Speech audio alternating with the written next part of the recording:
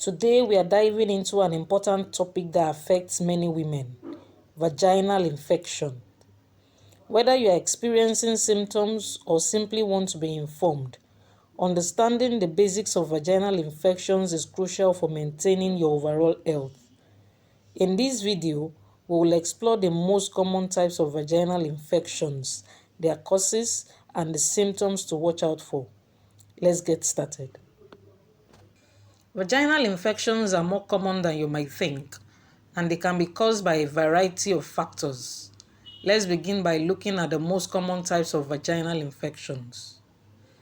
First up, we have yeast infections, also known as candidiasis.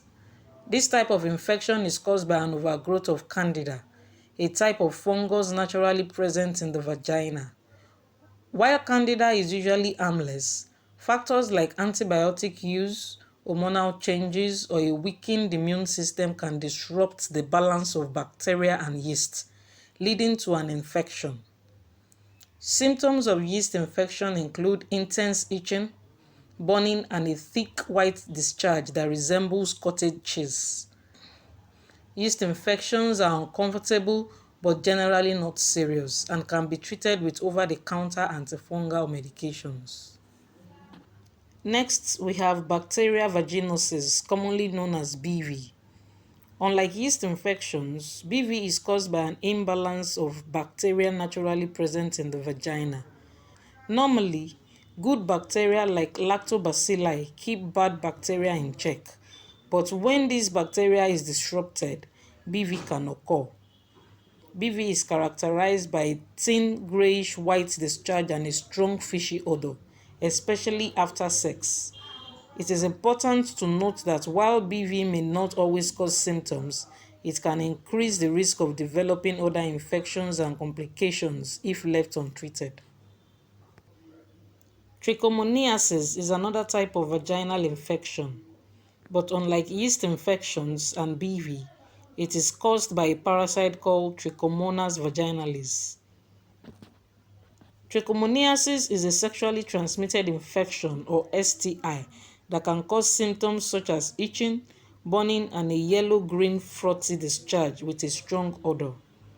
It is important to get treated for trichomoniasis as soon as possible, not only to relieve symptoms, but also to prevent the spread of the infection to sexual partners. Finally, let's talk about vaginal atrophy, a condition that often affects postmenopausal women. Vaginal atrophy occurs when estrogen levels drop, leading to thinning, drying, and inflammation of the vaginal walls. This can cause discomfort, dryness, and even pain during intercourse. While vaginal atrophy is not an infection, it can make the vagina more susceptible to infections. Treatment often involves hormone replacement therapy or lubricants to alleviate symptoms. Understanding vaginal infections is the first step in preventing them. Knowing the symptoms, causes, and risks can help you take proactive steps to protect your vaginal health. If you ever notice any unusual symptoms, don't hesitate to reach out to a healthcare provider for advice and treatment. In the next part of our series, we'll dive deeper into causes and risk factors of vaginal infections. Stay tuned.